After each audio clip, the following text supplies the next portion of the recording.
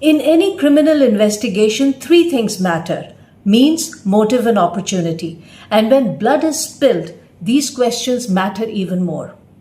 April 22nd, Pahalgam, Indian occupied Kashmir. Armed men opened fire. 26 Indians killed, one Nepali tourist dead. Before fingers could point outward, voices inside India started asking, is this another false flag? Did the Modi government allow this to happen? Or worse? Across India, a chilling realization is setting in. The corporate political nexus will stop at nothing to keep Hindutva in power. Muslims, Christians, Dalits, all marginalized, pushed to the edge. And India's own opposition now warns Modi is fueling militancy from within. Means and opportunity. Let's look closer. Pahalgam lies 250 kilometers from the line of control. Through treacherous terrain, Kashmir is one of the most heavily fortified regions on earth. 900,000 troops. India boasts not even a bird can fly in unnoticed. Then how did the attackers walk in, kill and vanish? 2 days later, in New Delhi, an all-party meeting. Home Minister Amit Shah admits to intelligence failure. But who was missing from this crucial meeting? Leaders of Kashmir, ignored, excluded, silenced. April 8, just 2 weeks before the attack. Another high-level security review. Chief Minister Umar Abdullah not invited. Home Minister Amit Shah himself oversaw preparations. Deja vu? Pulwama 2019 all over again. Back then, former Kashmir Governor Satyapal Malik confessed Modi personally told him to stay silent about security lapses. During the Pahalgam attack, no army, no police. Security forces arrived 45 minutes later. Not a coincidence, it's a pattern. And the timing speaks volumes. While blood flowed in Pahalgam, US Vice President J.D. Vance was on a private tour of India and Narendra Modi was busy in Saudi Arabia crafting diplomatic optics. The Pahalgam attack appears not random but choreographed to portray India once again as the victim of terrorism while distracting from its global reputation as the perpetrator of transnational terrorism. But that wasn't the only bird Modi wanted to kill with one stone. The victims hailed from major Indian cities: Mumbai, Haryana, Uttarakhand, Kolkata, Hyderabad, Indore, Kanpur, Bihar, Bangalore, Pune and Gujarat. Anger spread. Communal hatred simmered. Exactly the kind of polarization Modi thrives on.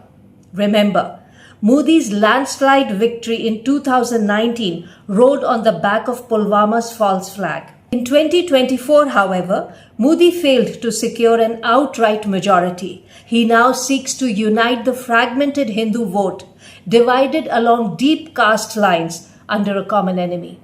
Now, the most important question: who benefits? Let's break it down. Benefit 1. The Indus Water Treaty. Since 1960, protected by the World Bank. India wants to renegotiate. Pakistan refuses.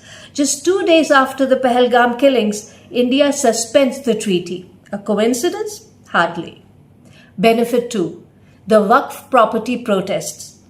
$14 billion worth of Muslim-donated property at stake. Modi's allies want it. Protests were gaining momentum until Pahalgam. Attention shifted. Protesters silenced. Fun fact: Delhi High Court built on disputed Waqf land.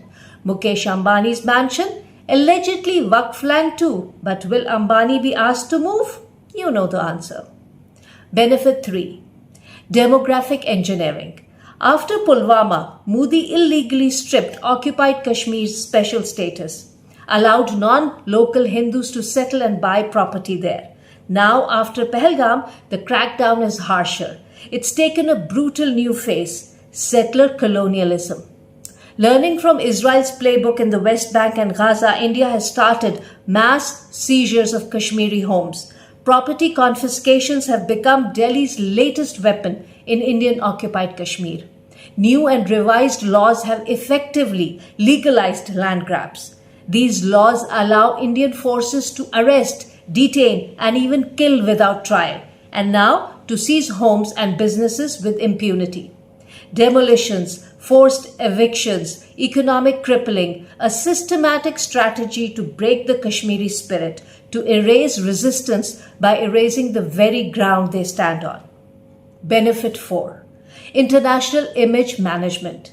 India's global reputation is under fire. Sikh assassinations abroad, complicity with Israel in Palestinian genocide, disinformation networks. Then happens a new terror attack. Perfect excuse to repaint Pakistan as the villain. But the world isn't buying it anymore. Even Indian journalists, Barkha Dutt among them, say India's blame game has lost credibility.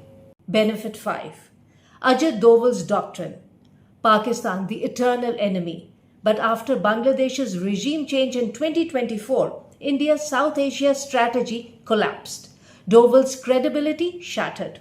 India's frustration bubbling. Post Pahalgam, India even suspended SAARC visa facilities. Regional cooperation sacrificed at the altar of hatred. Here's the clincher. The FIR for the Pahalgam attack filed just 10 minutes after the shooting ended. Police station 6 kilometers away. Without investigation, they blamed unknown cross-border terrorists. Pre-scripted all the way.